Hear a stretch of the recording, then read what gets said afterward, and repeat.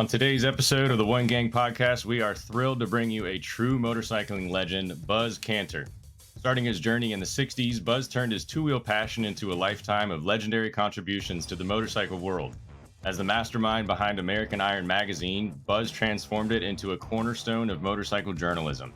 His insights didn't just stay on paper. He's an acclaimed author whose books are a treasure trove for bike enthusiasts and pros. But Buzz isn't just about words, he is a rider through and through. He's shown his true grit and skill tackling the toughest routes, including the first 3 cannonball runs. Beyond the ride, Buzz is a guardian of motorcycle history. His stunning collection of vintage bikes and work with museums keeps the spirit of the ride alive for everyone. He's also made a difference in the community as a staunch advocate for motorcycle safety and education. Now, Buzz and his wife own and operate the historical Arlington Inn, a motorcycle-friendly bed and breakfast in southern Vermont where they currently reside. Get ready for a high-octane chat with a legendary Buzz Kanter right here on the One Gang Podcast.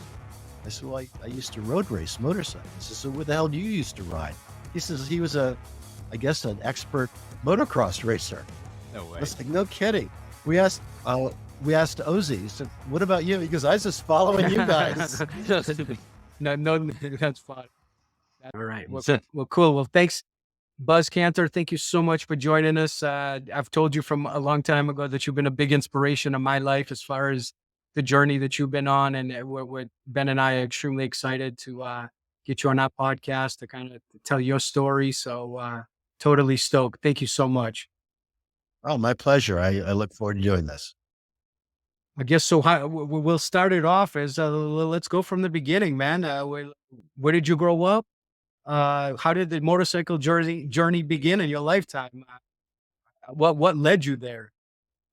Well, thanks for asking. I was born in the U.S. in Connecticut, moved to England, grew up in England, came back in 9th grade.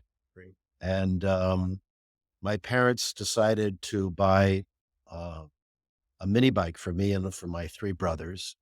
And they bought us a little Honda QA50, a little automatic 2-speed Honda mini bike. And we would ride it all over the woods behind our house and up and down to the neighbors.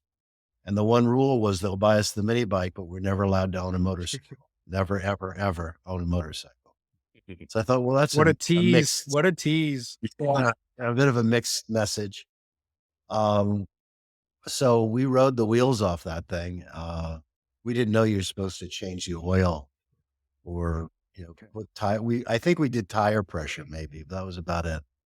And then I went off to college and my younger brother went a year behind me. And first thing he did was buy a motorcycle out in California and caught the wrath of my parents. So I figured, all right, well, he took all the heavy lifting. So it's okay for me to buy one. So I bought a Honda Superhawk, a 305 Honda Superhawk, and learned how to ride that with the hand clutch, and just fell in love with it. And back then, this was in the early 70s, most of the bikes were either cafe racers or choppers. And I was more of a cafe racer. So I learned about that and how to strip down the little Honda and try to find more speed and better handling. And I didn't know what I was doing, but I sure had fun. Was there a motorcycle that you kind of tried to emulate with your Honda when you were building the cafe? Well, anything that looked like a race bike. I mean, low bars and lightweight, open pipes. Nice. We took the air cleaners off. We thought, wow, they'll breathe better without the air cleaners. I'm not sure how much helped, and it might have done a little damage. I didn't know about getting a carburetor back then, but it was a great bike. I loved it. I had little sport bars on it and made some homemade rear sets and had a lot of fun with it. And you worked on it yourself? Did you teach yourself to do that, or? I did. I was a college student. I had no money. So if I didn't do it myself, it didn't get done, which means most of the stuff was not done properly. But I survived. Thank God, man. That's funny. That's funny. What about as far as like when you're at college? Is that your main source of transportation at the time? You just strictly on the bike, or do you have a car also? I did have a car part of the time. Usually that stayed parked when the weather was good, and I much preferred the motorcycle. and I would go hang out at the local Honda dealer, and he'd sort of let me watch what they were doing in the back room. And, Nice. I thought I was learning a lot. And looking back, it's a wonderful way to get into the sport is with other enthusiasts at a dealership. For sure. I mean, in my late teens, um, and learning everything I could. That's awesome. That's awesome. So you finish up college. What's next on the agenda, man? Where are you heading to? You finish, what were you, 4 years? Yeah. All right, 4 years are done. College education, ready to hit the Well, world. there was a lot of motorcycling in college. Take us through that. I was constantly trying to trade up. I was trying to get something faster and bigger and better. And there was a local Ducati dealer about a half an hour, 45-minute ride from campus. I went to University of Connecticut. And this guy was not interested in the old Ducatis, and he would take them in trade and just wanted to get rid of them. So I had a deal with him that I would buy these Ducati singles for $1 a cc if they were running. Wow. So it was a 250, I'd give him $250. It was a 350, I'd give him $350. And I'd ride them home, and I shouldn't admit it, but I'd slap whatever license plate I had on the back, ride it back, and ride it till it blew up or crashed or something. And I'd salvage it and then go get another one. And I fell in love with the Ducatis. They were just these amazing little machines, little Italian machines. And they weren't as quick as the Japanese bikes, but they were more elegant, more beautifully crafted. And I still, to this day, I'm fascinated by a lot of the Italian motorcycles, just visually how beautiful they are. But that's what I did in college. Agreed. I agree with you. With the Italian bikes, definitely beautiful. They're coming out with it. Ducati is just reinventing this thing, man. That the stuff they're coming out with now. But we'll get to that later. So there was a racing part of your life, right? You see, you kind of got into. To tell us a little bit about what made this kid all of a sudden go into racing motorcycles, man. Well, there's an old joke about the first motorcycle race was when one motorcycle found another motorcycle and the race was on. So I was into racing on the street with my friends, and we all had cafe racers. And I thought I was pretty good because I could keep in front of most of them. So after I graduated college, I moved down to Southern Connecticut and decided I was going to try road racing, actual road racing on a track. So I bought a brand new 1977 Yamaha RD400, Nice. which was just a giant killer bike, little two-stroke, two-cylinder, handled great, fast, torquey, just amazing. It was a bike ahead of its time. So I bought one and went to the local dealer, and one of the guys there was a racer, and he showed me how to drill it out and safety wire it and prep it for the races. And I bought a brand new set of Vanson leathers and a brand new Bell helmet, a Bell Star, and brand new boots and brand new gloves. And I thought, I'm a fast street rider. I said, no one can keep up with me. I went to the first race. Back then, you didn't have to take a race school. You just showed up with your street license. Really? Just street Oh, license yeah. got you in, no And- problem? Yeah. Nice. And that, and I don't know, $15 or whatever it was. to Entry register. fees, yeah.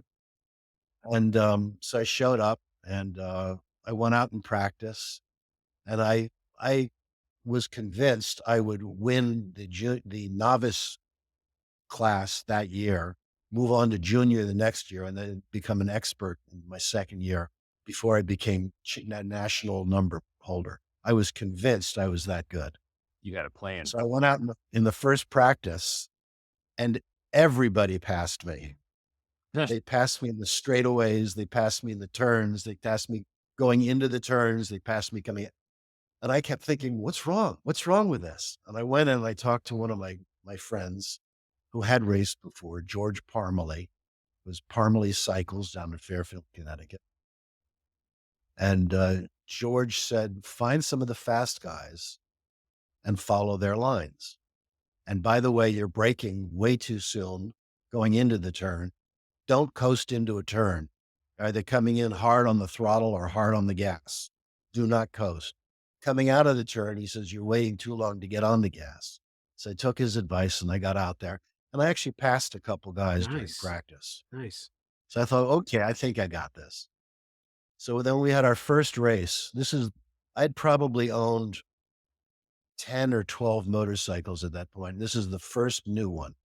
New helmets, new leathers, new everything. Shiny, pretty, beautiful.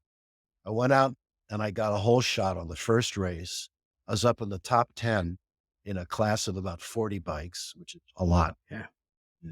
Second to last lap, I leaned the bike all the way over as far as I could, and I was running it along. And the one flaw on the RD 400 was the foot peg bail, which is what holds the foot peg, goes down and under the exhaust pipe and out. So I was scraping, boom, the bike stopped, spit me off at about 60 miles an Holy hour, shit. shot me down the track. All the bikes go by me. No one slows down. So I get up, I drag the bike back into the pits, and I get ready to put it on the trailer. The handlebars are bent. The gas tank is smashed in. The wheels pointing one way, the handlebars are pointing another way. The seat's ripped. So I'm putting it on the trailer, and my friend George comes over. He goes, "What are you doing?" So I crashed, and I'm calling it a day. He said, You signed up for Mod Prod, modified production. I said, "Yeah." He goes, "We'll get back out there." I said, "Look at my bike." He put the wheel between his legs, grabbed the handlebars, went like that, straightened them out. He says, "Put some tape on the seat. You're good to go." I went back out and did okay.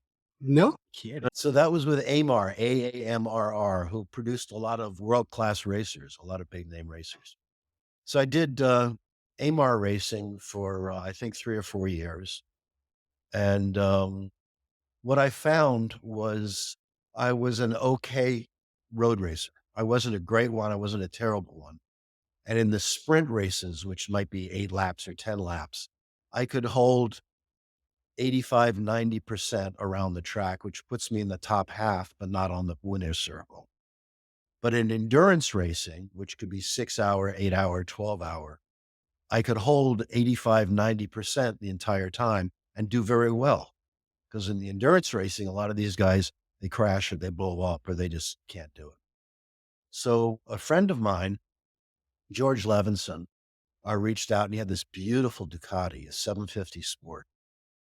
And he came up to me and he said, "Well, you want to endurance race with me?" I said, "I can't afford that. I don't have any money." I had no money. I was literally sleeping in my car at the racetrack. I couldn't afford a hotel room. Would you have a He little said, "If you-" trailer behind you with the bike? I did, homemade trailer. I had a little Toyota Celica. Almost like the fastest Indian, right? And the story of that. Yeah, yeah. Except he was a lot quicker than me. And so George said, "If you race my Ducati, I'll pay for everything. I'll pay the entry fees. I'll pay for the fuel. I'll tune it up." And this is a 750 Sport, which is really a rare and lovely bike. I'd never sat on one before. So I said, "Sure, if you want me to race with you, I'll race with you." So we went out there and I get on it. And all of a sudden, I mean, within 3 laps, I am flying around during practice. And I'm running, I don't know, 15, 20 seconds a lap faster than George, the owner.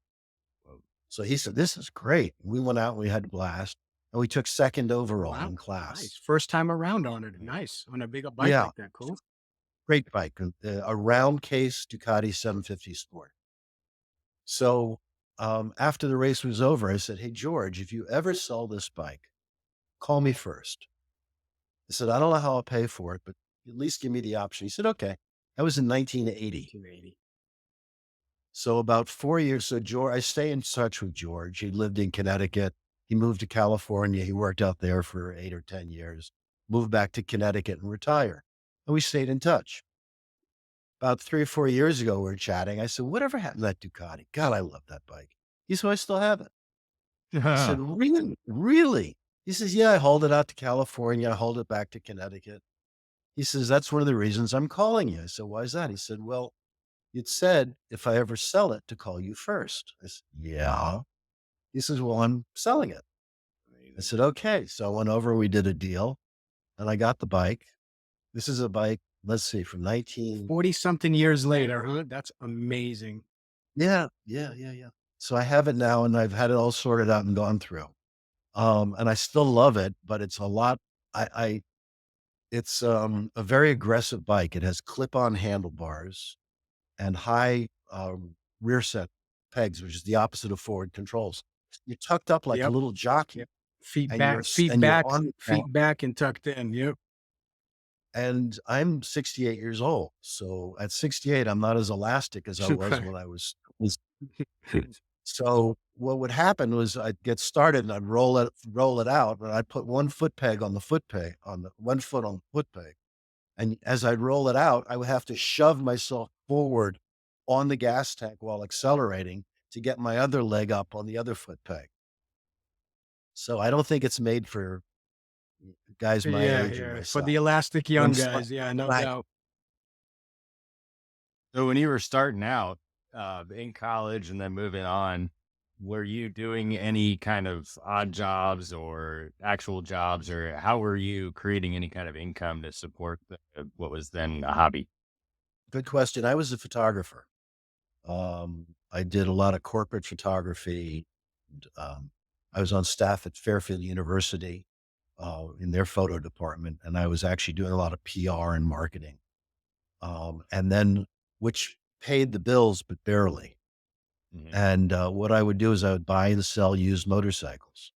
So what I found was whatever bike I happened to be racing at the time, if it was a Yamaha or a Honda or whatever, I would leave that. I would specialize in that. So say I was at one point I was racing Honda 5 CB550Ks. Hmm. So I'd have my race bike sitting where the buyer could see it with the race plates on it and a trophy or two next to it. Hmm. And then whatever I'd sell them, I'd bring, it would be a Honda 550 like mine. And I'd say, oh yeah, well this Genius. isn't just a regular one. This is a race tuned one. Nice. So instead of having a pretty girl advertise that, you had the trophies to advertise it, Exactly. which made it even better. So that's cool. So I was buying and selling a lot of bikes. Yeah. I mean, I might buy or sell 20 in a year, 30 in a year. And Wow. and I was making and did two things. One is it gave me an income source, and two is it gave me a parts supply. So if Hmm. the bike that I was going to sell had a better part than my race bike, I'd just Switch 'em. swap them over. Wow. You had mentioned the RD 400 Yeah. catching, and I imagine you had the classic endo scenario potentially. Speaking to that, what was kind of the sketchiest or scariest time that you had on the track Ever? Ever. ever? Yeah. That would be Sons of Speed board track racing. Not the How recent one, so? the older Billy, stuff, right? yeah, the recent one. They've only been doing it for a couple years. Oh, so this This is is down recent in shit. The Billy Lanes thing, right? Well, that would be the scariest. Yeah, Billy Lane's Sons of Speed. But that's, fast forward 40 years. Right. What about in Um, regards to, like, I think what Ben was going to is scariest incident that ever happened that kind of made you question what the hell what am I doing this shit for? That incident, right, Ben? I don't know if that's what you Yeah. meant. the last Yeah. year I raced, I was at Bridgehampton, New York. Bridgehampton track was notorious. It had a straightaway that was about a quarter of a mile long. And then you go into turn one and turn two completely blind. You cannot see through the Oh, wow. turns. And to be competitive, you have to be wide open through at least turn one, coming down a quarter of a mile straight. I guess about a quarter. And No, maybe not. and Maybe an what eighth of a mile. speed are you at coming into that turn? Well, it depends on what you were riding. At that time, I was on a Honda 550, 50, yeah. Like screams. and I was probably doing 110, 115, 120 miles an hour. Wow. Mm. And going blind, you have to have faith that the track is open and that the flagmen are aware and telling you it's clear track ahead.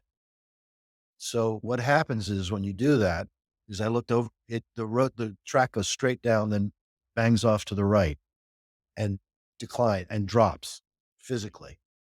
So I looked over my right shoulder. There was no one there. I looked over my left shoulder. There was no one there. I set up, and as I went down to dive into the corner, a bike came up my right side, tried to get in under me. So Mm. the rule in racing is the first one into the corner has the right of way. Well, I Mhm. was the first one in. He was trying to get in front of me before we got to the corner to Mhm. give him the advantage. He Right. couldn't. As I turned, he hit me broadside. He was probably doing 130 when he hit me. Mm. So my bike went straight down flat. He went straight up in the air, came down hard. Wow. Um, I lay on the track. They black flagged the race, which means everyone has to stop immediately.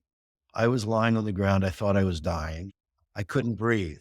My rib cage wouldn't expand. My lungs wouldn't expand. I was sitting there going, trying to Whoa. get air in. And I thought, Buzz, you're dying. You're dying. And they got an ambulance out there. They got me off the track. And it turns out that basically they broke nothing on me, just badly bruised my whole rib cage and my lungs. Um, and the guy who hit me, Steve, who was a friend and still is a friend, yeah, still is a friend. They basically, he was in the hospital for months. Mm. And it turns out afterwards we looked at my leathers and my bike. He caught my ankle. He caught the frame of the bike right at my right ankle. And there was tire tracks up the side of my leather pants, up over my chest and off. Wow. So he rode right Whoa. over you. Holy shit. The frame of my bike was bent. Holy That shit. took the brunt of the impact. Wow. Otherwise, he would have just torn my body in pieces at that speed. All right. So mom says no on the mini bikes, and both of her sons are racing and driving motorcycles. At this point in time, obviously you went to the hospital. Did your parents know that what had I happened? didn't. I actually Oh, you didn't. didn't even go I to the didn't go to the hospital? No hospital. shit. Within an hour, I was up and walking around. Of course, I wasn't walking very well. And they said, nothing's Oh, broken wow. and No there's no way. internal bleeding. So finish that story. So I knew that if I quit racing then, I would always what if. Mhm. So I got another bike and I finished the season. But what I found is every time I go into a corner, I'd be going like this Yeah, cautiously, yeah, which is not good for me and it's not good for the other racers. So I finished the season. I said, I'm done. I'm done racing. And I was. That was in 1980. 1980 was the last. Okay, wow. Yeah. Did How to get its how did it get its hooks back in you? you Well, once crazy, always crazy. so fast forward 20 years. I'm in Daytona. I'm at the 200-mile memorial down on the bridge Mhm. or down on the beach rather. And I'm standing there and a friend of mine, Bob Coy, pulls up and leans against one shoulder. Bob used to race with us at AMAR and he runs the United States Classic Racing Association and just a great guy. And on my right, the guy named Doc Batzler, Indian Racing at Daytona Beach. And the two of them are laughing. I said, okay, what are you guys up to? And Bob says, you used to race, didn't you? I said, I used to. I used to race with you. He goes, yeah, yeah, yeah. And Doc says, you ride a hand shift, don't you? And I said, yeah, I can ride a hand shift. Why? And they said, okay, you're in. I said, I'm in what? They said, you're in. I said, okay, you want to explain it to me? They said, we're doing a deal up in Laconia later that year, where they're going to have a number of Harley tank shift racers, flatheads, and a number of Indian tank shift racer flatheads. And they're going to put on an exhibit parade around a track in downtown Laconia. Not a race, but just a display. And they said, we're looking for riders. So you're in. I said, okay, sure, I'll do that.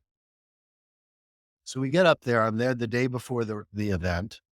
Twist And I'm my arm. checking in and I'm looking at the bike and I'm sitting on it and I'm, seeing how it's set up to make sure I'm comfortable with it. And one of the guys said, who I know said, hey, Buzz, did you go through tech yet? I said, tack? I said, I don't need tack. I'm not racing. I said, I'm here for the parade lap. He says, what parade lap? Oh, they I says, we're bullshitted you. racing Oh my tomorrow. God. They bullshitted you to get you in. That's fun. So Nice I went over guys. to Bob. I said, what the hell? He says, we knew you'd say no if I told you it was race. That's funny. So, so we get out there the next day. There's maybe 10 of us, maybe 6 Indians and 4 Harleys, all 45 flatheads. And they're all race bikes. These aren't street bikes. These are race bikes. Huh? So the flag drops and everybody wheelies out of the line. And there's maybe 10,000 people all the way around this track on the streets of Laconia, the Jeez. actual, and there's hay bales around the edges. So we're flying around and you go through one turn and then you hit this gravel patch with the railroad tracks. So bikes are sliding around like this and we're all pretty tight and we're flying around. And there's a famous Indian racer named Butch Bear. Butch's father started the Indian Roamers, and he was actually the Indian dealer in the Indian factory in Springfield, Illinois. And Butch grew up literally in the factory and was one of the youngest factory racers. And Butch at that point was probably 80 something years old and was out there racing his bike. So at one point we're flying around and the two of us get side by side and we both go down into a tuck and we're flying down the thing. And I could see the end of the straightaway where the road turns left and there's hay bales and hundreds of people standing behind these hay bales. So I go as far as I go and Butch is right next to me. And I pop up and I downshift and he stays in a tuck. And I thought, wow, this guy's got some big Kahunas.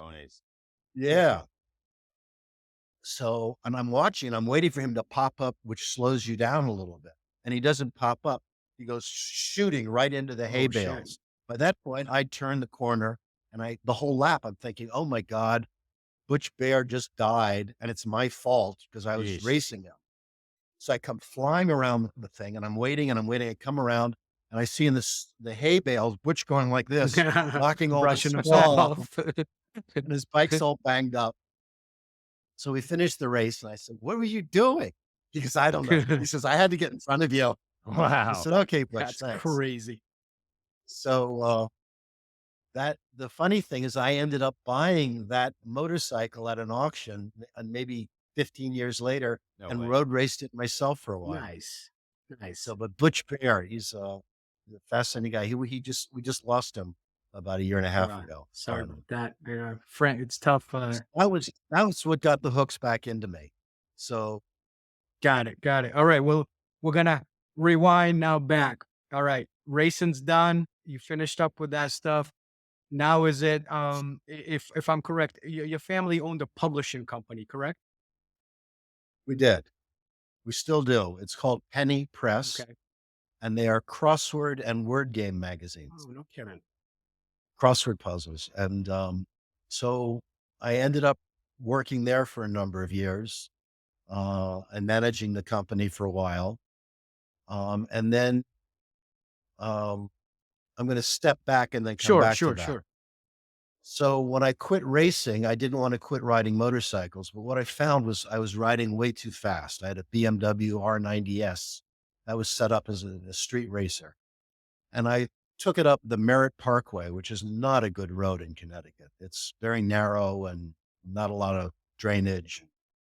And I needed to change the oil, so I took it up there for a ride. And I looked down, I'm doing 90 miles an hour in a 55. I thought, nah, not a good idea.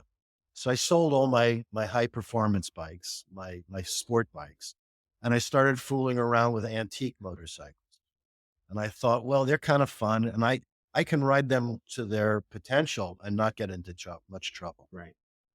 So I started doing that, and I found it was really hard to get parts and information and bikes. There was no eBay, there was no Craigslist, there's no Facebook, and it was sort of word of mouth. So now go back to Penny Press, my family business, which my younger brother still runs today. And while I was at Penny Press, I went back to school nights and weekends for my master's degree. and I have a master's in business. I have an MBA. Nice. And for my thesis for the MBA, I launched a magazine called Old Bike Journal, which was classified ads. And it was people buying and selling. I And remember that magazine growing up. That would yeah, you it yeah, was basically like you were ahead of the Craigslist world because this was the Craigslist of back in the day for vintage bikes and vintage parts, right? that's right. Cool. Yeah, I do remember that. So an Old Bike Journal, and that grew. And that was in 1989. I launched that, and I left Penny Press, and I spent my time full time with Old Bike Journal. So then, in the end of 1990, I was approached by the publishers of American Iron magazine.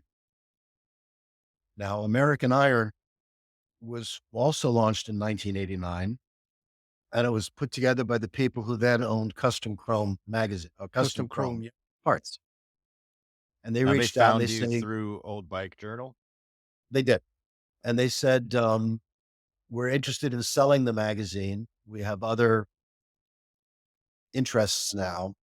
Would you be interested in buying it? I said, well, I don't know. I didn't know anything about American Iron magazine at the time.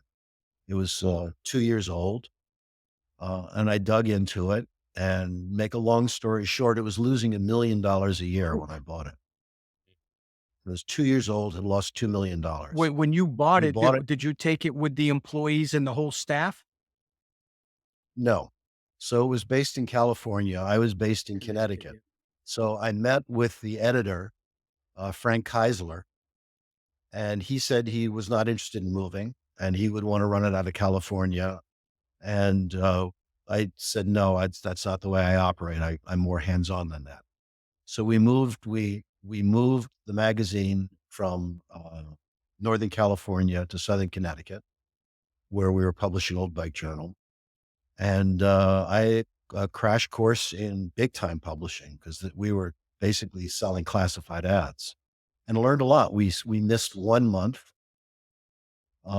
It was in a financial situation where, at the rate that the magazine was losing money, if I couldn't get to break even within 4 to 5 months, I would be in personal bankruptcy. Whoa, that's some So it was pressure. a big commitment. Huge. It was a big commitment. Huge.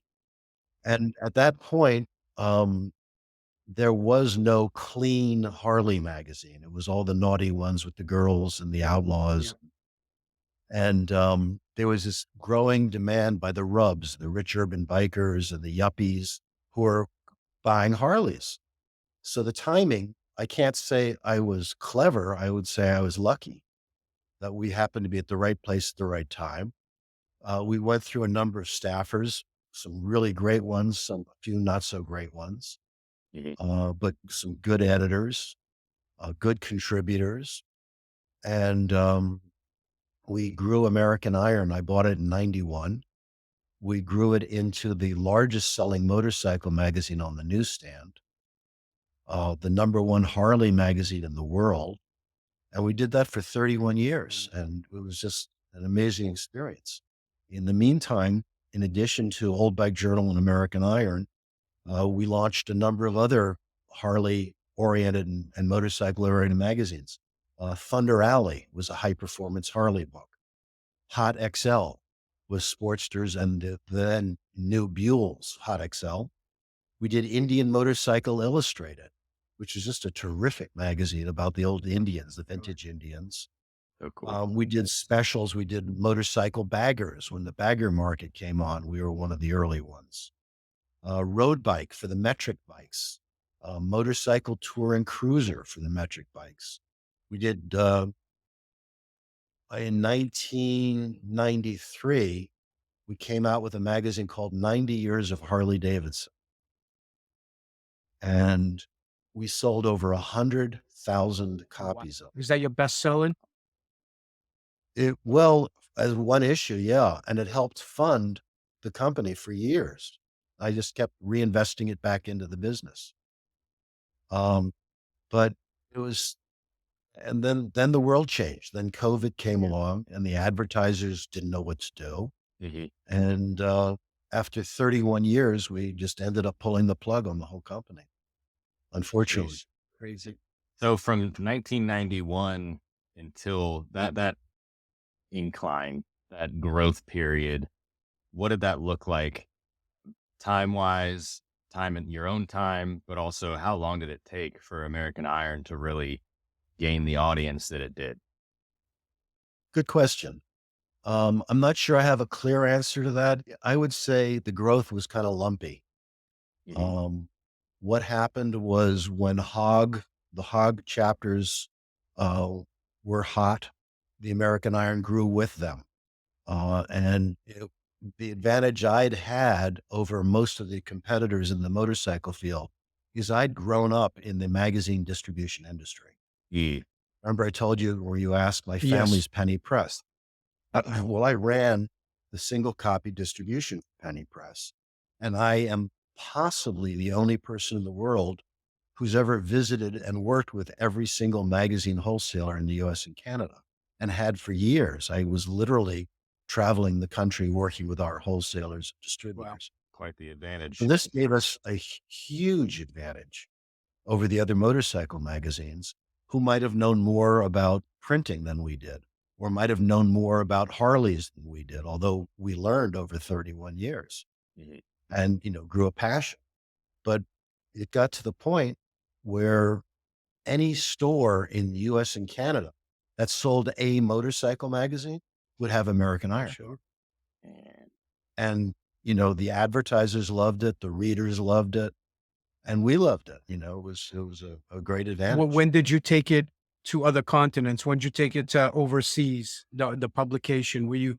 Do you remember time frame roughly when you started kind of marketing out there and selling your magazine there? Yeah, yeah, that was a little later on, and the numbers never really got very high.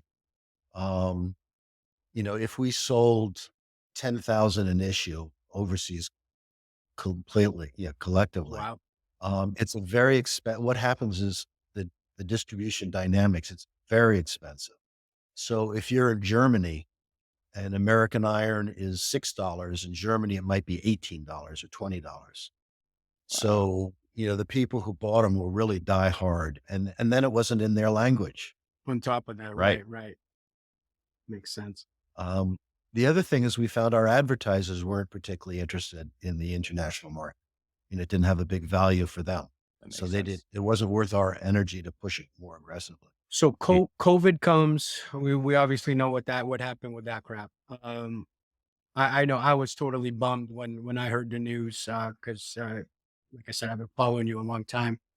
And That's what how did it come about? Were you just like, that's it? Let's just.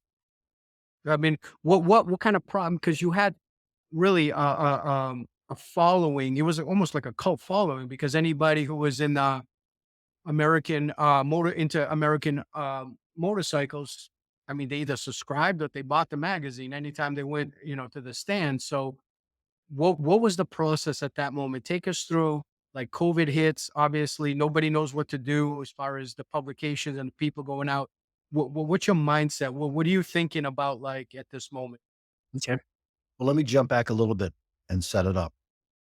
So for the last 6 or 7 years prior to COVID, circulation numbers were dropping. The internet was coming Internet. on stronger. A lot of people were going to the internet rather than to print. Not just American Iron, not just motorcycle, but Everything, magazines in everything. general. So we'd seen a fairly steady decline in readership, and we were aware of it and trying to figure out, what does that mean? Uh, what does that mean to the industry? What does that mean to our magazines? So when COVID hit, the first month we had close to $20,000 worth of advertisers say we cannot honor our ad contract that month, That's for a the nail in first a month. coffin by itself. And they said, we love the magazine. We will be back. We can't get product. If we can't get product, we can't sell product. If we can't sell product, why on earth are we advertising? Advertising. And I remember the first month thinking, well, this is not good. The next month, another 20 or so $1,000 canceled out. Yeah. And by the fourth month, I said, it's no longer sustainable. Yep. And it was the most difficult time of my life because I got to tell you, we loved the magazines. We loved the people we met. We loved, you know, the readers, the advertisers. It was an amazing experience. And to have it come apart so quickly and so completely was heartbreaking. Yeah, yeah, for sure, for sure. I can understand that. I was running. I had my motorcycle shop the last 20 years, and at that time, the service and repair part, and then as soon, like you said, your companies that advertise with you are saying they can't get product. That's what was happening to me too, and it was a situation where it was just like, we got 10 lifts in the shop, and those bikes aren't moving off there because we can't get anything. We can't get tires. We can't That's get right. voltage regulators. We can't get anything to fix this stuff. And at that point, it was almost like I was seeing the writing on the wall. And I'm just like, you know what? I let it go maybe another 4 or 5 months like you did. And then I was just like, I'm done with service and repair, just custom builds only, and just concentrate on that and sales. That's it. So I Yeah. get the feeling what you're saying. That was a tough time as far as all the small businesses who made American Iron, you know, do paid into that to advertise their products. I can see what you're saying as far as them trying to pull out because it's like, dude, we can't get anything. How the hell are we? We're not even making money on this stuff anymore. That's heartbreaking. That's right. It really was. It really was. So some of the other stuff that we've done, I met a lot of celebrities. I think we helped create a lot of the celebrities.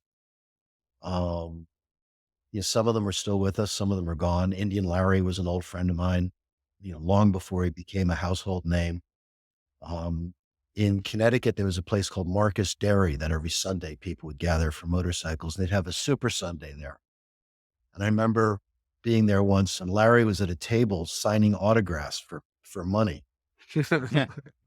And he looked up and he sees me and he starts blushing.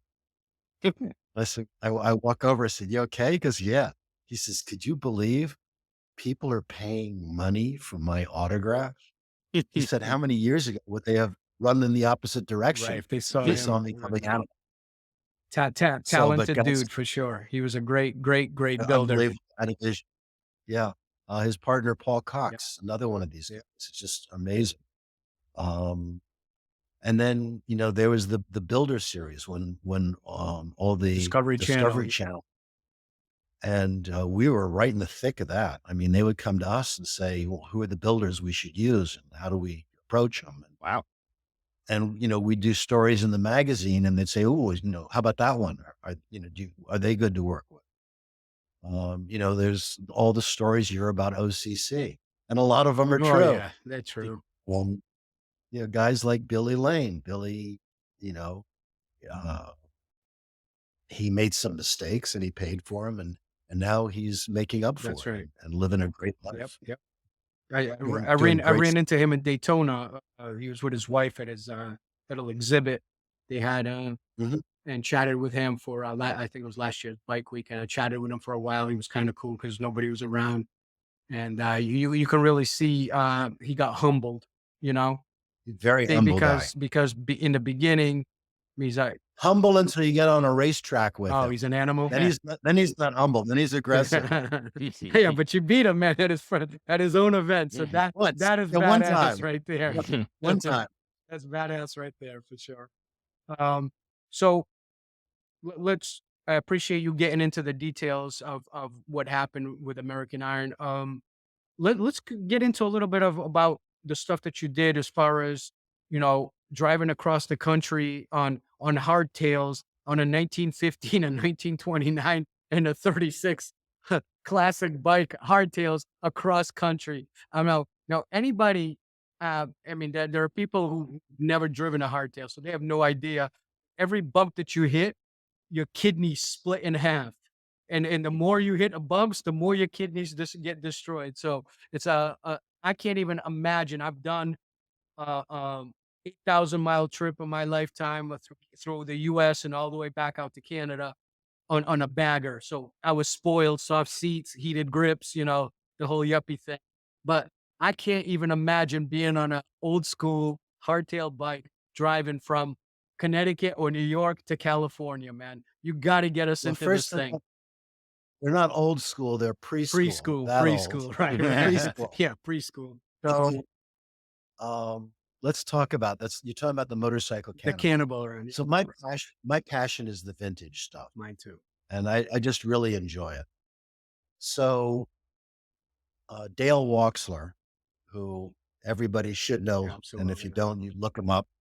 He's the guy that started Wheels Through Time in Maggie Valley, North Carolina. Matter of fact, I happen to be wearing one of his shirts now. Dale was a very close friend of mine and a force of nature. He was nonstop energy. And we were very tight. And we used to talk, oh, I don't know, every week, every other week about whatever's going on. We'd do projects together, and we did some goofy stuff with the magazine to help get the museum exposed and publicity. So he reached out. He goes, you have anything 1915 or older that runs? I said, no. He says, get something. I said, okay. Why? He says, just get something. I said, okay. So we look around. I call him back. I said, what are you talking about? What's going on? He said, there's a group of guys who are going to get together and we're going to ride from coast to coast on 1915 or older motorcycles.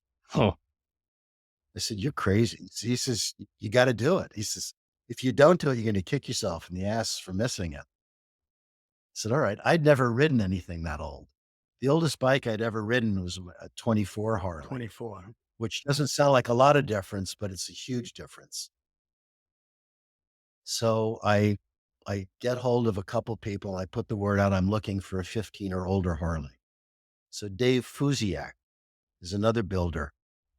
We featured a number of his stuff in the magazine. He does only vintage stuff, does amazing work. So he and I find two old 15 Harleys that between the two of them, we had all enough parts for me to build one good one. So we built this 15 Harley. Now, in 1915, there was no electrics. mhm. There's no headlights. There was no coils. There's no points. They ran off a magneto. So basically, to get it started, you got to pedal and spin this magneto fast enough to where it starts to spark. And if it sparks, you then have ignition and you can get the bike started. 1915, you had to pedal it like a bicycle, not kickstart like the later bikes. 1915 had no headlight or taillight, had no front brakes, had a piece of material wrapped around the brake in the back as a friction, like a piece of sawdust or sandpaper. And that's it for brakes. The front suspension has maybe 1 inch of travel on girder front end. Excuse me, on a Springer front end. The rear is hard. There is no rear suspension. And the seat is on a pogo seat post, which has about 2 inches of travel. It is not a comfortable thing to ride on. So we build these things, we get them running. I learn how to ride them, scared the hell out of myself more than once. And we fabricate bicycle lights with rechargeable batteries front and back. I had some saddlebags I found because on the Cannonball, you had to carry everything with you. You're not allowed to have a chase vehicle help you on the ride. So I carried a spare magneto and tools, Right. inner tubes and all kinds of stuff. So we all get down to Kitty Hawk, North Carolina. Beautiful. And there's maybe 20, 25 of us on 15 and older. And we get down there a couple days early and people are test riding and back and forth and breaking them in. And we're talking to each other. It's funny. All the East Coast vintage guys knew each other and all the West Coast knew guys, each other. we didn't all know each other, 15 and earlier, that's rare air. Who was some other names that you can think of that was there that maybe we would know? Brad Wilmarth. Oh, won no it. shit. Wow. Brad won the first one. Jim Petty on a beautiful 15 Indian, stunning. Paul Ozzie was one of the racers. Betancourt was out there. Chris Summer Simmons, you're wearing a Doobie Brothers t-shirt. Chris is Pat Simmons' wife, the lead singer. So she was out there on a 15 Nice, Harley. man. It's cool. Um, John Soleil, who just became a American Pickers recently. He's a pretty serious bike guy. And it was insane. I remember us the night before, I was chatting with a bunch of people and saying, "You think we're going to make it out of the zip code? And then a few people say, oh, yeah, yeah, yeah, we'll do that. Question is, how many do we make it to 2 states or 3 states before the whole thing implodes?" And son of a gun, we did it. We absolutely did it. And it went from Kitty Hawk, North Carolina to Santa Monica, California. We averaged between 200 and 300 miles a day, all off the highway. We're not allowed to have chase vehicles. What would happen was we would see them in the morning. We would get our route sheets on a roll of paper, which you'd put on a roller in front of you that you could manipulate with your fingers, like a 1915 GPS. And you would ride the route and hopefully not get lost, and then get into and you had to do it on time. If you're late or early, you lose points.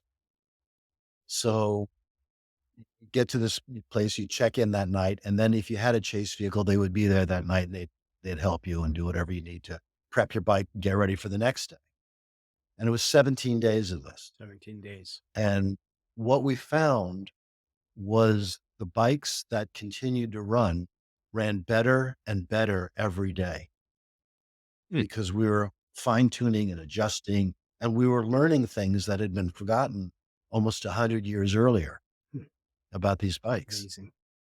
Amazing. And So then Woxler actually has a bunch of the stuff from that Cannonball at Wheels Through Time, doesn't he? I believe Jim Petty's bike that is actually he there at the did. Wheels Through Time. He did. I don't think it's still there. Yeah, last year or the year before, they did a Cannonball Salute. My Toucan was down there, my 1929. He asked if they could borrow it. Jim Petty had his Indian down there. Um, Dale rode a 15 twin. I rode a 15 twin.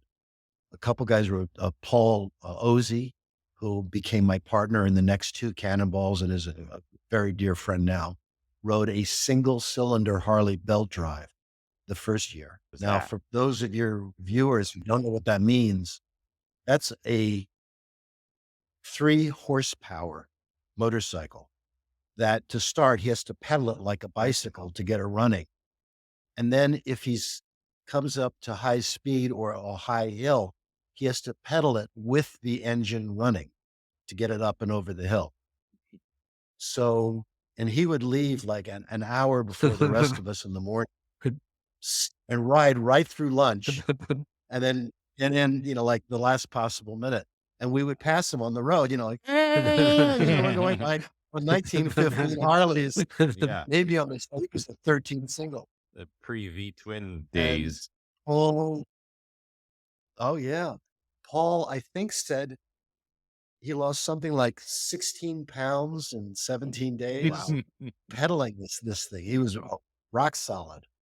Wow. Any So that was- any cool things that happened that you can share as far as like during that time, during the 17 days you guys were traveling, that still to this day, I mean, obviously the camaraderie, the brotherhood of everybody together and meeting in the same place and everybody getting to know each other. Of course, that's more special that's friendships for life. But anything fun or things that you still kind of think of in the back of your head sometimes that you just crack up like, oh, I can't even believe that happened. It's like, how the hell did we? too many, but I will give you All one. right, awesome. So what we found was it's smartest to travel in small groups.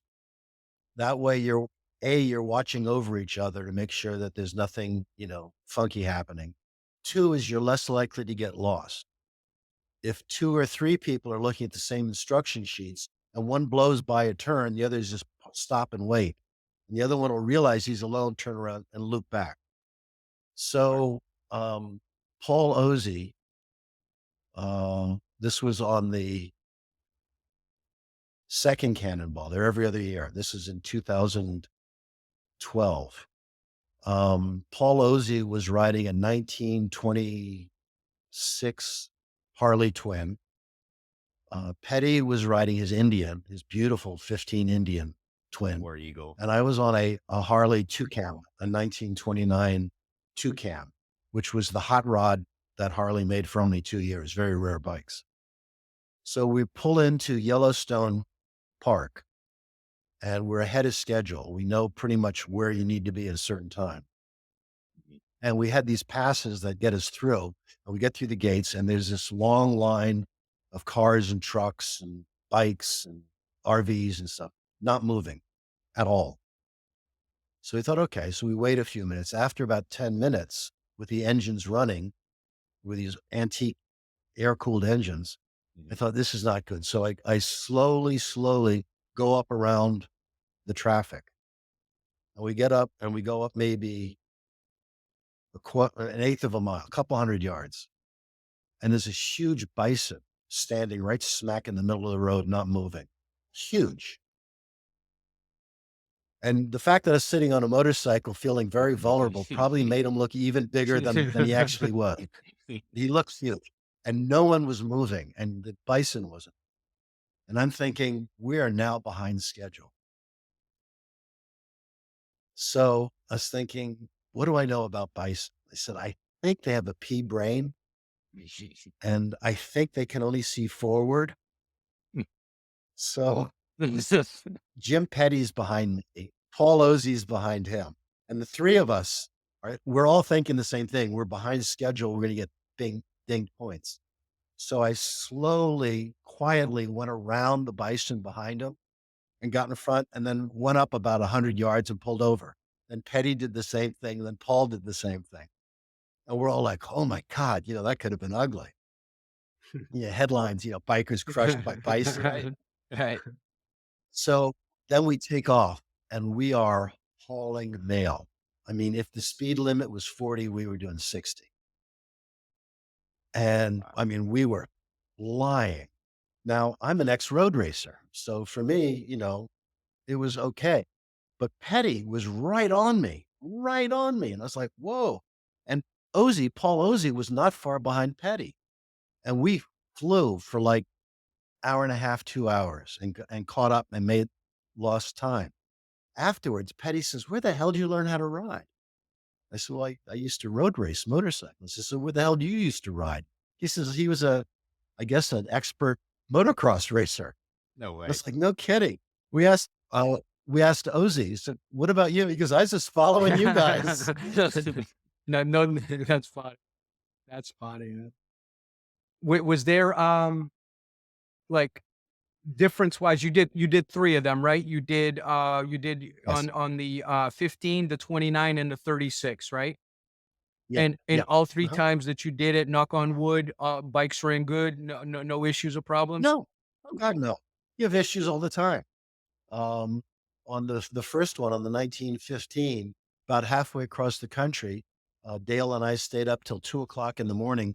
We had to pull the motor out and decarbon the pistons.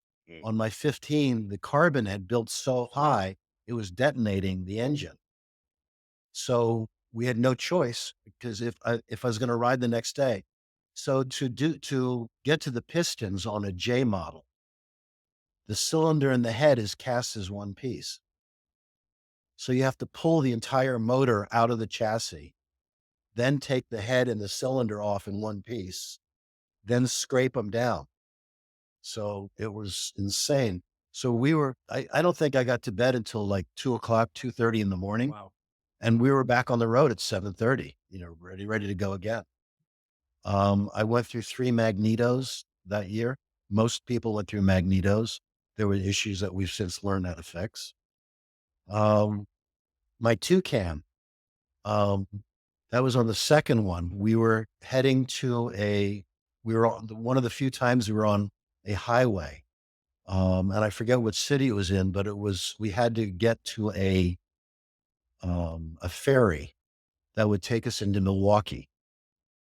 And if you miss the ferry, it's like a 300-mile detour around the Great Lakes. So you had to get on that ferry. Right. If not, you're screwed. Mhm. And I forget who was with me.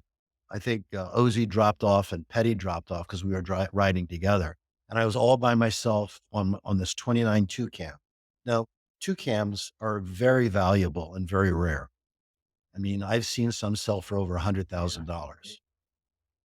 So I'm on this two cam riding down the road by myself, feeling very vulnerable because all these cars and trucks are flying by me. Mhm. And I look down and I see oil all over my boot. And I look back and it's all over my leg, my boot. It's all over the back half of the bike. It's on the brakes. It's on the tires, oil. I'm thinking, what the heck is that? So I'm looking down and I see where the lifter blocks are. A bolt had come out and it was squirting oil out. Ooh. So as I would ride it, you could see it go, and it was all over everything. So I'm thinking, all right, what do I do? Do I stop and hopefully get picked up by the chase vehicle? The uh, what do they call it? Well, there was a chase vehicle that would pick up broken bikes. And you were trying to make the The ferry at this Grim time. Reaper, they called him. And if I make the ferry, then I'm good. If I don't, so do I push it and risk blowing up this very rare and valuable bike?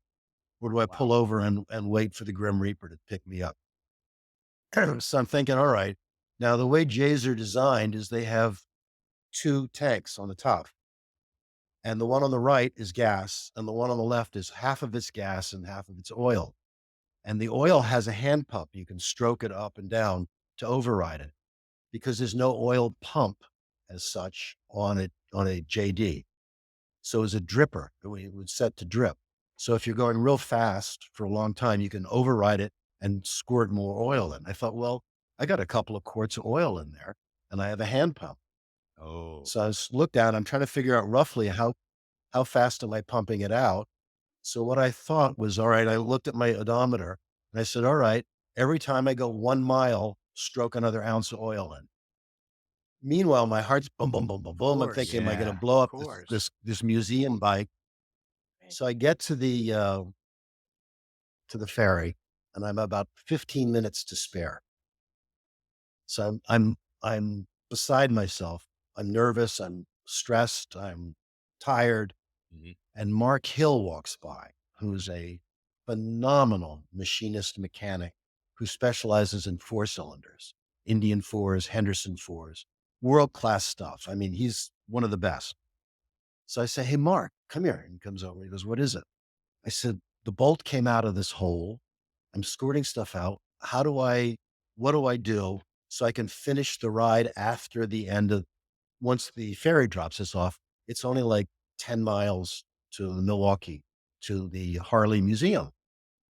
So he takes a rag out and he's cleaning it. And he reaches down and he lifts a bolt up and he holds it. He goes, Canter, you're the luckiest son of a bitch I've ever met. First thing I do is put this bolt back in the hole. Holy shit. I said, what? It had fallen out and gotten wedged there. My The God. trouble is the bolt had been stripped. So you could thread it in, it wouldn't stay in. So we looked around. So we found a rubber band, cut a piece of it off, wrapped it around the bolt, wedged it down with a rubber band that expanded into the slots. And then I did safety wiring on it, which is an old road racer trick, and safety wired so it held in place. What's So we safety get back. wiring? What's safety wiring? What did you have to do? It's aircraft technology. It's stainless steel wire that's very thin, and you can wrap it around stuff, and and then twist it. There's a special safety wire Wrap it twister, and then twist it to keep it tight from coming and it off. holds it in place. Got it. And Got it. so we fixed that. So then we get to the end of the ferry ride. It's a short ride with a police escort to the Harley Museum. I look around.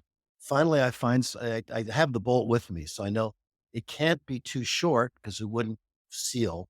It can't be too long because the cam shaft would hit it. So it had to be exactly the right length, had to be the right width, and had to be the right thread. So I'm looking around everywhere. I couldn't find anything. Finally, Jim Petty to my rescue again. Gotta love Jim. he pulls out this box of rusty bolts. I mean, hundreds of them. Nothing, nothing, nothing. I find this shiny chrome one and I hold it up. Perfect match. No rust, And it's an nothing. Allen head. Get out of here. No, but shiny. So we take that, I put that in and with some JB Weld, and that bolt is still there No today. shit. No It's still way. there today. Yeah. Yeah, yeah. Do you have the Hey, old I bolt? wanted to just be oh, God, sorry. Yeah, somewhere. I Nice. should have it mounted on the wall, Yeah, right? no doubt. Mhm. Wear it around your necklace or something. That's definitely. Hey, I just wanted to kind of circle back to Dale. You're absolutely right. For people who don't know him, that man, I was fortunate enough. I think the first time I went to Wheels Through Time, we rode from Florida up to Maggie Valley, and I think we got there. We hung out, and then we had a plan for like Tuesday early morning to go to the museum, right? To go check it out, man. It was like my first time. I was so excited. I love old vintage bikes. And we were so lucky, man, because when the doors opened, it was myself and two of my friends that rode up, and it was just the three of us. And Dale took us in, right? And he's like, and he was cool. Yeah. He was like, "Hey, I'm Dale. How you doing, guys? I own this, So we introduced ourselves, and he took us on a personal tour, man. And Yeah. we were so fortunate because I think that like the next people that came was probably about an hour and a half after, because we were like, as the doors opened, we were there. So Yeah. we he You got his time. man, we had his time. We spent he is so educational and such a good man. He hooked us up with some gifts and all this stuff. We bought some shirts, to help support the shop. And I just remember my time with him. It was the only time I ever met the guy. Obviously, I followed him after that, but and when he passed, man, I know how many people were affected by his passing, because he touched us in as far as like just his knowledge and his kindness in an hour and a half. I can't even imagine a guy like yourself that's been close friends with him for years and years and years. So God rest his soul. I know he's looking down with a smile. His son is doing a great job with Wheels Through Time. Matt. So yeah, so it's great that the tradition continues. And I just wanted to say that because I know like what you're talking about when you talk about him. I was fortunate enough to get a chance to meet He was one in a one in million. a million, man. So cool. Yep. So I'm curious, talking about the lack of electric starts and the old 1915 models, and I know at the time, I know Harley was working on electric start, but they didn't have success. The battery technology wasn't there yet, and I don't believe it was till 1960 something until you had the first electric start bike. Is that right? I believe so. Um, so thinking about the 1965. 65. So thinking about the ingenuity then and the Yeah. pioneering sort of spirit in the bike world back then, bringing that into current day and current technology and so on and so forth. But how do you feel about, and maybe in a way that you can compare it to how it used to be and how it is now, but how do you feel about the current industry, um, and where it's going, what you don't like about it, what you do like about it? Wow. You're not gonna get me in trouble, are No, you? no, no, no. What do I like about I think they're making better and better machinery. I think, the qualities and the choices of different manufacturers. I mean, let's face it, they don't stay in business because they put out a marginal For product. sure. Mhm. It's too competitive. Um, People say, "Well, what's your favorite motorcycle?" And I usually say, "Whatever I'm riding, assuming it's running properly." Hmm. Um, we joke. I tell people I'm bisexual. Bikes. I like Harley. I like Harleys. I like Indians. I like Ducatis. I like Suzukis. I like Hondas. I like Moto Guzzi's. Motorcycles are fun, and if when they stop being fun, then they're gone. That's right. What don't I like about them? Um, Let's talk about the new stuff. What don't you like about the new stuff that you're seeing? wow. I'm not a big fan of high handlebars, the ape hangers. I've Aping. never understood it. I'm not a big fan of people being too loud, either exhaust noise or music. Stereos are out of control. On the, Music. I'm not a big fan of anybody being able to buy any motorcycle, regardless of their experience or qualification. And I know that's a hot topic. Yep. There are countries where you have to qualify, by displacement size. The UK. I think that's worth looking at. Yeah, Japan. And it should, I love the fact that there's a number of companies that are offering riding schools. I think that's great. The MSF, my hat's off to them, Motorcycle Safety Foundation. I think it needs to be safe, and to be safe, there needs to be at least a basic skill set. I'm not a big fan of seeing people ripping up the side of a highway in traffic. I know it's legal in some places, and I'm not comfortable with You that. and me both. But I'm glad to see smaller displacement entry level bikes coming back again. For a while, there was a movement towards bigger bikes. And I have mixed feelings about the electric bikes. I think they have their purpose. I think they make a lot of sense in some scenarios and don't in others. I had the opportunity to ride an electric Victory motorcycle some years ago at Sturgis. And a couple things happened. One was they're so quiet that people don't know you're there. Right. So more than once, I would pass somebody on a big bagger with their stereo blasting, and I'd pass them, and so quietly that it would startle them. Right. To the point where one of them almost went off the road. Wow. Whoa. It's just completely out of context. On the other hand, I did come around a blind corner going well over the speed limit. And there was a speed trap down at the bottom of the hill.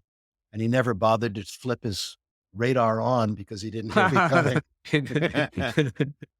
That's funny. That's funny. Hey, Buzz, you're a member of the three Hall of Fames. One is the AMA Hall of Fame. One is the National Motorcycle Hall of Fame. And the third one is the Sturgis Hall of Fame. Can you explain to the viewers and just people in general what a nomination for each one requires, so people can get an understanding? Apparently not much if I made it man, into come all on, three man. of The them. history you got, man. You're like the dean. Yeah. Well, first off, the National Motorcycle Hall of Fame is no longer in existence. That was something put together by John and Jill Parham, who were the founders of J&P Cycles. And John, who was a very close friend also, created this museum in Anamosa, Iowa, and ended up taking over one of the halls of fame in Sturgis that was not financially viable. And he came in and rescued it. I'm sure I don't have all the details, but basically that's the National Motorcycle Hall of Fame, National Motorcycle Museum and Hall of Fame. And they recently closed down. John passed a couple years ago, and it was just more energy than anybody would need. So that's gone. The AMA is the American Motorcyclist Association, which is our number one organization for motorcycle rights, for racing, it's been around for 100 years. This is their 100th anniversary year, 1924 they founded. The AMA has a whole process where anybody can be nominated for the Hall of Fame. It's then vetted. The nominations are brought to different categories depending on what field they're in. That group, that committee then vets the group or the nominees. Those that they feel make most sense at that time are then pushed forward to a national vote. And that's as best I understand that. As far as Sturgis, I have no idea. They called me, "Hey, we'd like to put you in the Hall of Fame." I said, "What do I have to do?" They said, "Nothing." might be the beer count over the years. Once you reach a certain amount Who of knows? beers, Could be. they're like, man, this guy Hey, deserves it. yeah, we did a lot of stuff in Sturgis. We would do rallies in Daytona and Sturgis every year. We'd do an Indian rally. We used to take over the Sturgis drag strip. There's an 8th mile drag strip out there. Yeah. And we would do a thing called a flash race, which was the fastest legal all street Harleys. And the bikes had to be street legal and we drag race them. So what they would do is they'd come in, we'd tech them, and then we'd go out for a ride as a group, all the racers, and we'd go maybe 10 or 15 miles, then shut them off, let the bikes cool down, then ride them back to the racetrack. And all they could do was add gas and oil. They couldn't do any other modifications. So if they built these bikes as all out drag racers, they wouldn't survive the heat of downtown. Right. So they would DNF. And the flash race was a big deal. It took off, and that led to a Thunder Alley race school we did in Sturgis, where I'd get a couple of the drag races to actually teach you how to drag race your own Harley. We teach them how to do a burnout and how to use the flags and the timing lights, and a lot of fun. So we did a lot of stuff at Sturgis. Cool. We did Indian rallies, we did Harley rallies, we did all kinds of stuff. So I love Sturgis. Me too. Beautiful. It's a beautiful part of the country for sure. Is upper West, the Dakotas and Montana, Wyoming, Idaho. I just awesome, man. Undiscovered beauty. People don't need to leave the United States to travel. Go out west. Absolutely. So there's a painting over my shoulder. You haven't asked about it. Oh yeah, It's your wife, okay, right? yep. Oh yeah, I see that. So, Is that the flats? No, it's Daytona. Oh, all right. I see the So, beach. Yep. The painting is by my very good friend David Yule, who, if you don't know David Yule, look him up. His stuff is spectacular. And I've known David, I don't know, 25 years. I first met him when he was doing T-shirt designs for the Harley factory. Wow. And he's now this fine art. So he does these spectacular paintings, several of which I own, not the originals, but the prints. David Yule, UHL. And one day he said, "Hey, Buzz, you want to be in one of my paintings?" I said, "Yeah, I'd love to be in one of your paintings." So on the painting behind me, I'm on a 1928 Harley 2-cam. And there's a lovely young lady with a Flag. A flag, we'll leave it at that, and a guy, a hot rod on the beach. So and that's me That's awesome. actually wearing my cannonball jacket on a 2-cam Harley. And people say, what was she like? Did you talk to her? Well, I hate to tell people, I never met her. I never met the guy in the car. I never had that motorcycle on the beach. It was all done through photographs that he then stitched together and turned into a painting. So cool. But I'm thrilled that David asked me That's to be in one of his awesome. paintings. For sure. So talking about that, it makes me wonder, you have seen so many amazing motorcycles, from hosting biker build-offs to publishing, seeing every and any bike there is. Are there any bikes? I won't ask you what your favorite bike is, but are there any bikes over the years that really stood out to you, and, top 5, whatever it is, but what really catches your eyes after you've seen everything? Wow. That's $1 million question, isn't it? I would say more often than not, it's the builder than the specific bike. Good builders with quality and style can come up with stuff that amazes you. Serge, I'm sure, knows what I'm saying. And some of them are well known, some of them are not well known. Paul Cox comes up with some stuff that is mind blowing. Paul Cox in New York, one of Andy and Larry's partners. Roger Goldhammer Great. in Canada. Most American builders have no idea who he is. So but the stuff he talented. comes So out, talented. staggering. A friend of mine, Pete Minardi, has a little teeny shop in New Jersey. I hope Pete sees this. The stuff he would do was so clever and so tasteful. Um, I'm not into the extreme stuff. I'm not into the super long fork choppers, the massive rear wheel stuff. To me, those are fads and there's nothing wrong with them. I mean, if you like it, if that's your bike and that's what makes you happy, all the more power for you. But it's a fad. And I mean, um, big dog choppers, when they were in business, you couldn't get them. They were so popular. Now you can't get rid of them. Once the It's a electrical fad. goes, it no longer rides. And so, yeah, Yeah, and I does and I'm not no, no, I know knocking, what you're saying. Yeah, big dog. it's a I mean, there was fad. It's a other, fad. It's absolutely right. but it was a cookie cutter Yeah, it thing, came and went. and and the big dog stuff. I rode a big dog from Kansas City, not Kansas City, from Wichita to Sturgis and back with the president of Big Dog, and we had a blast on this long fork, fat tire. I mean, it was crazy. But by the time I returned it, I'd had enough. So I like clean, I like elegant, I like simple.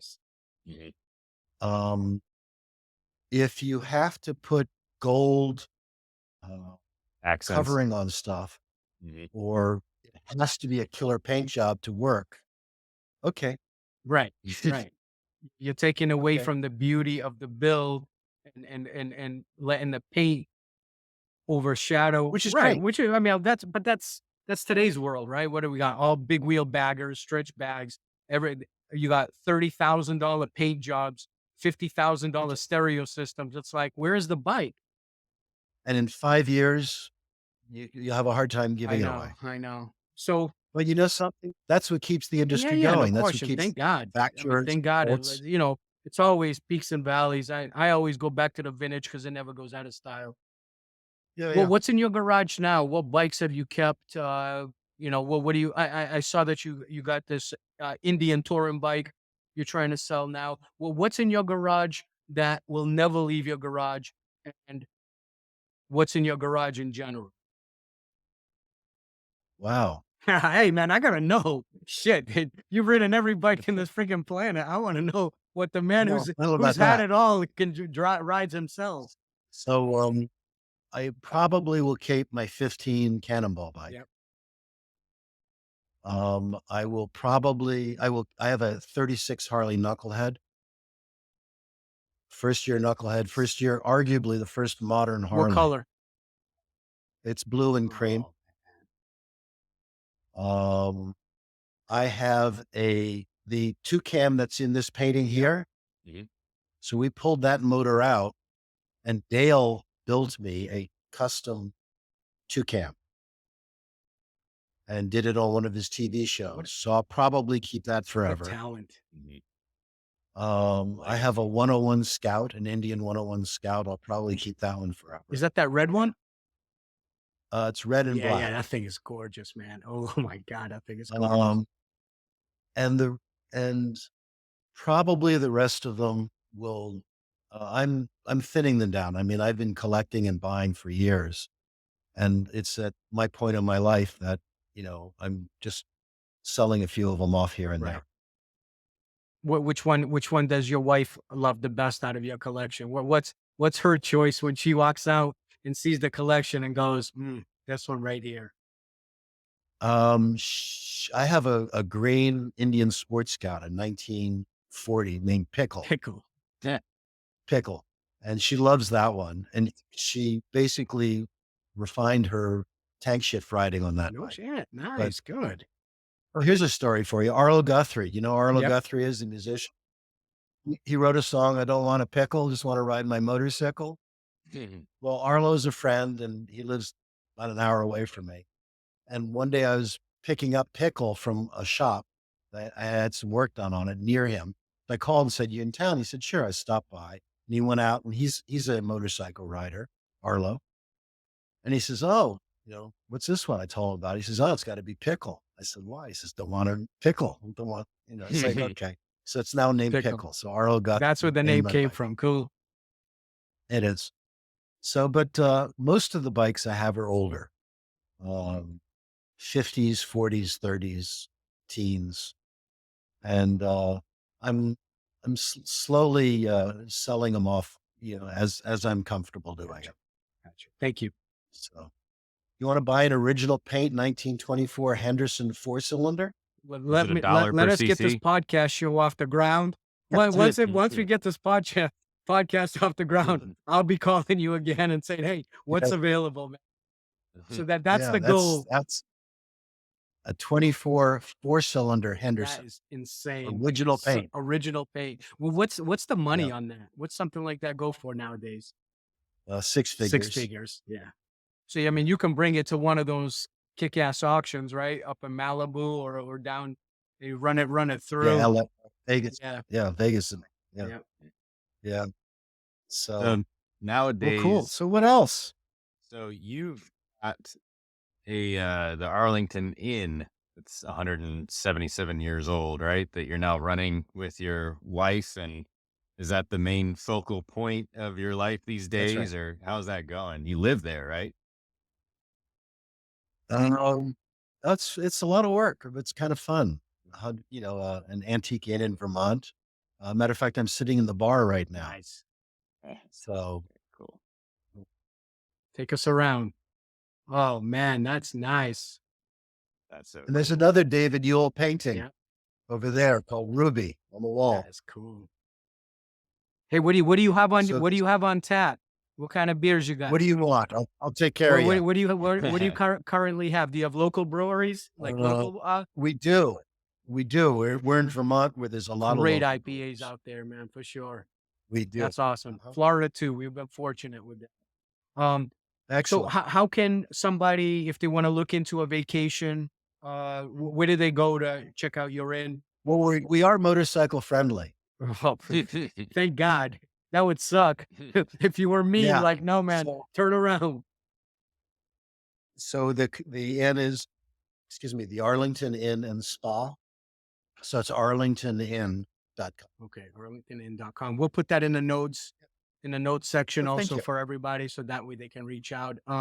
What events are on your schedule? What do you got coming up as far as like some cool things that you're planning? Whether it's a ride, a get together, some kind of benefit. What do you have going on? Let people know what you got going on so they can follow it. Well, I appreciate that. We're looking into doing the Riding into History, which is down in Jacksonville, Florida. I don't remember the dates. Maybe March or April. Bike Week. Tabitha and I try to get down to Bike Week every year. I don't race the Sons of Speed there anymore down at New Smyrna Beach Speedway. Billy Lane still puts that on. Those guys are put on one heck of a Yeah, for show. sure. I highly recommend Yeah, sonsofspeed.com, I yeah. think. We follow that on their Facebook page and Instagram. I Yeah, think. Billy's just done amazing things. We're planning on being down at the Antique Motorcycle Show, also in New Smyrna Beach. The AMCA, Antique Motorcycle Club of America. Is that happen the same time as Bike Week? It It does, does. right? Usually it's the first weekend of Bike First Week. weekend of Bike Week. All right, cool. We'll definitely Yeah, see each other. that's down, just south of Daytona. Yep. And Tabitha and I are talking about maybe doing a tour. We just found another project bike for her, and we'll see what comes of that. Maybe do a knucklehead reunion tour. Wow, that's cool, man. That's the bike, not the rider. Hey, don't you have That's something like that? debatable. The gentleman's ride that you is that in the We're works? looking into possibly hosting that. Yeah, I Yeah, saw that you had that gentlemen's. posted, so it looked like a pretty cool benefit too, because it goes to a great cause, and it should be It pretty is. awesome as far as It's prostate research. Yeah. So we're looking into possibly doing that. okay, that's in the works. Awesome. Yeah. So well, listen. So what we do is we have a little speed round questions. All right, we're gonna ask you about 15 to 17 questions, right in that ballpark, into 2 minutes. Ben's gonna time Okay. you, and you're gonna get zapped if you pass it. So hold on to your seat. But and so we'll just have fun. Whatever comes off the top of your noggin, that's what you say. All right, Ben, you ready? Oh yeah, All right. let it rip. Best motorcycle ever built, in your opinion? 1936 Harley EL. Yo, nice. Best place you ever rode to and visited, city, state, or country? Glacier Park. Fuel injected, carbureted, or electric? Carbureted. Duh. Agreed. Favorite style bike, cafe, sport bike, cruiser, or other? Classic. Favorite riding road, curvy, straightaway, trails, dirt, or scenic? Curvy. Favorite cruising speed, 40 to 50, 75 to 100, or 100 plus? Depends what I'm riding, but probably the middle. 75 to 100, got it. Favorite? No, less. Oh, 40 to 50? Yeah. All right. Favorite motorcycle movie of all time? Pass. All right, we'll come back to that one. Favorite book you ever read? Rebuilding the Indian Okay. by Fred Hafley. Okay, cool. Hero growing up. Who was your hero when you were a kid? It could be movies, sports, anything. Cook Nielsen. Cook Nielsen. All right, cool. Do you know who Yeah. that is? Who is it? Cook Nielsen. I'm going to call you on this. Cook Nielsen was a rider, but back in the early, right? We'll get back to that after the questions, and I'll tell you a story about that. All right, cool. If you could meet one person to sit and have dinner with, who would it be? Past or present? Willie G. Again. Gee, again. You met him a few? Oh, yeah. Yeah. One law you would change if you were president to help the motorcycle community? The helmet law. And I'll, Make it and I'll mandatory? explain that. No, I don't think it should be mandatory. Because what happens is people will put something on their head that will do more damage than nothing at all. Gotcha. I think people should wear a helmet. I don't think that should be mandated. Okay. When they take a metal bowl and rivet a strap on it and wear it as a helmet, that's going to hurt them more than nothing at all would. Yeah, I guess you're right on that one for sure. Go-to alcoholic beverage? I don't drink very much. If you had a choice. Red wine. Okay. Go-to ice cream flavor? Pistachio. Outside of your wife, who is your all-time crush? You. Oh, man. We're definitely riding in separate sides. All right, last meal ever. What would it be? A very, very long one. Okay. So you being a second-degree black belt, whose ass would you rather kick, Chuck Norris's or Bruce Lee's? Well, Bruce Lee's dead, right? Yeah, but still, if he was alive. I wouldn't want to kick either of their All right, ass. all right. Let's go back to one more. Favorite motorcycle movie of all time? I don't know. There's a lot. Don't know. I think mine is Fastest Indian. I thought that was just a great story. You know something? I'll go with that. World's Fastest. Yeah, World's Fastest Indian. That was just Anthony Hopkins is unbelievable. So many of the movies portray bikers as scumbags. Yeah, villains, scumbags. It's like And I everything. just, I It's can't get Hollywood. behind But that's how they sell and make their money. So, and Wild Hogs was good too. That was a pretty funny movie. it. It was Yeah, cute. it was funny. Was So, It was cute. first and foremost, Buzz, thank you so much for giving us your time, coming on here, telling some amazing stories. This has been, we've got a million more. We don't want to hold you up. I know you got to get back to your stuff. So just a personal thank you from us, from Ben and I, and Thank you. awesome getting to know you on this type of a level outside of just the work stuff. And we wish you a healthy, happy new year. We'll stay in touch. And if it's okay, maybe have you back on some other time, maybe Sure, towards be the happy end of the year. So Be happy to. And I'd like to say, on behalf of all the enthusiasts, current and future, thank you for what you're doing, because you are recording history and you are sharing history and you are sharing passion. And that's what motorcycling is all about. We don't need motorcycles. It's not a need, it's a want. And it's a passion-based want. So by doing what you're doing, you're recording it for future posterity, and that's a wonderful thing. As an ex-magazine publisher, I see you as the next generation of communications and media. So thank you. Thank you. Appreciate those kind words very much. Thanks for tuning in to another episode of the One Gang Podcast, brought to you by Cycles Worldwide. Make sure to subscribe for more stories, pro tips, and insider news from the motorcycle universe. Share your stories, questions, and suggestions with us in the One Gang community, where your story could be the highlight of our next episode. Visit cyclesworldwide.com. Until next time, keep the spirit alive and the wheels rolling. This is the One Gang podcast, where every rider story is a journey worth sharing. Ride safe and stay awesome.